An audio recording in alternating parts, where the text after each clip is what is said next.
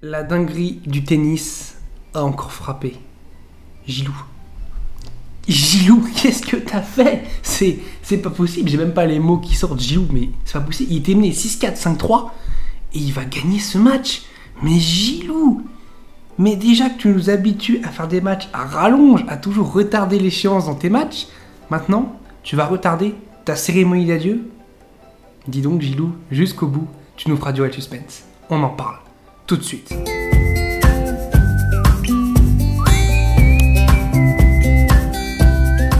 Salut à tous, j'espère que vous allez bien, je suis très heureux de vous retrouver pour une toute nouvelle vidéo. Il est tard, les mots commencent un petit peu ils ne sortent plus de ma bouche, les mots, c'est vraiment très compliqué parce que ça a été un match très émouvant pour moi. Mon joueur préféré qui jouait face à mon français préféré, c'était évidemment un match très compliqué à vivre pour Andy Murray aussi. Je pense que ça a été un match très compliqué à vivre, on l'a eu notamment à la fin avec 3 doubles fautes pour finir le match. On va juste parler de ce match-là, dans ce Bercy, parce qu'il y a eu les matchs, on va dire, qui n'ont pas été très intéressants. Alors le Corda de Minor arrive dans la foulée, peut-être qu'il sera intéressant, mais les matchs avant n'ont pas été très intéressants. Kasquet a défoncé Molchan, et on a eu que des matchs à sens unique, à part un Ymer Bublik, où Ymer s'est imposé. Mais on a évidemment le choc de la journée, c'était évidemment entre Gilles Simon et Andy Murray. C'était un petit peu la cérémonie d'adieu qu'on attendait pour Gilles Simon, que peut-être même lui attendait, et qui n'a même pas eu lieu, puisque Andy Murray n'a pas su mettre Gilles Simon à la retraite. Je dis toujours, parce qu'il y a beaucoup de retraites cette année, que c'est très compliqué de foutre un joueur ou une joueuse à la retraite. On l'a vu avec Serena Williams, c'était très compliqué de la mettre à la retraite. On l'a vu avec Joe-Wilfried Tsonga, et Casper Ruud a vraiment eu beaucoup de mal à l'envoyer à la retraite. Et bien Andy Murray, pourtant tout allait bien, il jouait vraiment, il jouait pas non plus du feu de Dieu, mais il jouait à un niveau qui lui permettait de remporter le match en 2-7. Dans le premier set, déjà, il se fait peur parce qu'il mène 5-3. Simon revient et puis ensuite Murray met vraiment un dernier coup de collier pour pouvoir aller chercher ce set 6-4. Très bien, il remporte ce set 6-4. Et ensuite, le plus dur est quasiment fait puisqu'il débreak Simon dans le deuxième set. Il s'envole, il mène 5-3, il sert pour le match. Et là, à partir de là, j'ai l'impression, je sais pas si c'est dit que c'est bon, c'était fini, que ça y est, j'envoie un collègue à la retraite. Je sais pas ce qui s'est passé dans sa tête, mais il y a eu une coupure de courant. Une coupure de courant chez Andy Murray.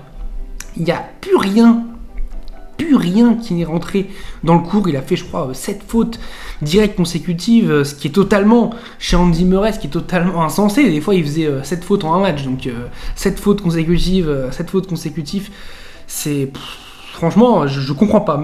C'est ça qui est dingue dans le tennis, c'est que des fois, il y a des choses qui ne s'expliquent pas. Comment Gilles Simon a pu revenir de ce match où il était totalement mort, mais c'est un petit peu comment Gilles Simon a pu battre Carreño Busta qui mettait pas un pied devant l'autre depuis le début de la saison, comment Gilles Simon a pu enchaîner face à Steve Johnson, comment Gilles Simon peut battre Andy Murray. Comment c'est possible? 503e victoire si les calculs sont bons pour Gilles Simon. Prochain match face à Taylor Fritz pour notre Gilou national, notre Gilou préféré. J'ai envie de dire ça va être dur, et en même temps je me dis que Taylor Fritz, il a tellement de chocs des matchs. Je pense à l'Open d'Australie contre Stefanos Tsitsipas, contre Rafael Nadal, à Wimbledon où il va gagner le match contre un Nadal blessé. Je me dis que là, en plus, il a l'enjeu de pouvoir aller au Masters s'il gagne Bercy. Je me dis que dans la fournaise de Bercy, parce qu'on voit les matchs en night session, c'est clairement une fournaise, même Andy Murray. Andy Murray, c'est clairement pas fait respecter. Je trouvais que ça allait jusqu'au 3e set, vraiment je trouvais que le public ça allait, que ça respectait Andy Murray tout en soutenant évidemment Gilles Simon, ce qui est tout à fait normal. Mais à la fin du 3e set, ça a commencé à huer Murray et tout ça, c'était un petit peu, c'est un petit peu irrespectueux parce qu'Andy Murray quand même a donné tellement pour ce sport que huer Andy Murray, je trouve ça moche. Honnêtement, je trouve ça très très moche, très limite. C'est un petit peu ce qui s'est passé avec Alcaraz Gaston l'année dernière. Une très bonne ambiance, c'est très bien évidemment, mais il faut pas que ça devienne un petit peu, de huer l'adversaire. Soutenir à fond son joueur, ça oui, comme avec Hugo Gaston l'année dernière, comme là avec Gilles Simon, mais huer l'adversaire, je trouve ça nul, vraiment je trouve ça nul parce que ça se fait pas, c'est pas dans le fair play du tennis, dans le fair play tout court.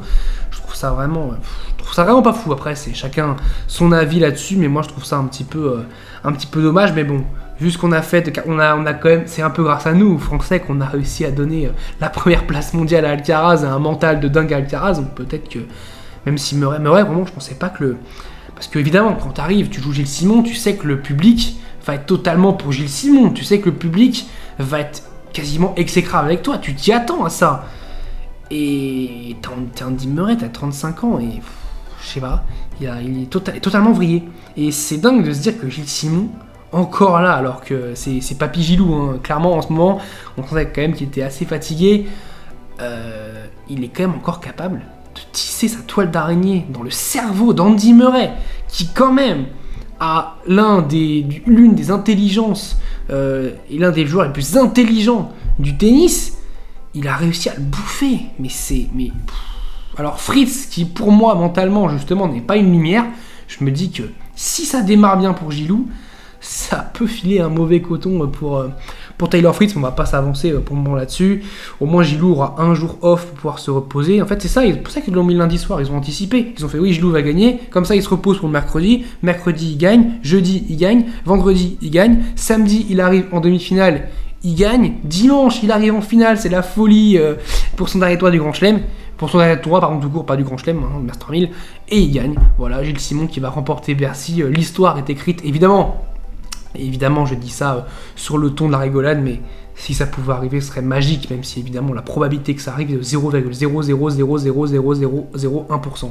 En tout cas, je souhaite un joyeux Halloween à Andy Murray qui va peut-être faire des cauchemars de Gilles Simon, du public français, de tout ça, de Kopfer l'année dernière, Dominique Kopfer l'année dernière, où il avait eu, je crois, 7 balles de match avant de perdre. Ça fait quand même 2 grosses défaites là pour Andy Murray à Bercy dans les 2 dernières années. Ça fait très très mal, ça pique. Je suis inquiet pour Murray, clairement. Je pense que 2023 sera sa dernière année parce que ce qu'il a montré sur ce match, franchement, ça fait mal de te dire, mais c'est insuffisant. Parce que tu peux pas perdre ce match-là face à Gilles Simon. Tout Gilles Simon qu'il est, c'était plus le Gilles Simon de sa grande époque. C'était pas le Gilles Simon qu'il a joué en finale du Master 1000 de Madrid en 2008. Non, c'était quand même un Gilles Simon qui était à 4 points de la retraite. Et qui au final est encore là. Alors fais-nous encore rêver Gilou, s'il te plaît. Continue à nous faire rêver et à nous emmener le plus loin possible, quoi qu'il arrive. Je serai toujours là pour te soutenir, même après ta retraite, même quand les gens te critiqueront, parce que oui, Gilles Simon, c'est un pouce babal. Mais Gilles Simon, c'est plus que ça. Gilles Simon, c'est un joueur qui mange son adversaire, qui mange le cerveau de son adversaire, qui lui rentre dedans, qui le croque et qui trouve la faille. S'il y a une faille, il la trouve, il la saisit et il appuie dessus. Ça, c'est Gilles Simon, le Gilles Simon que j'aime. Je vous dis salut à tous. Portez-vous bien.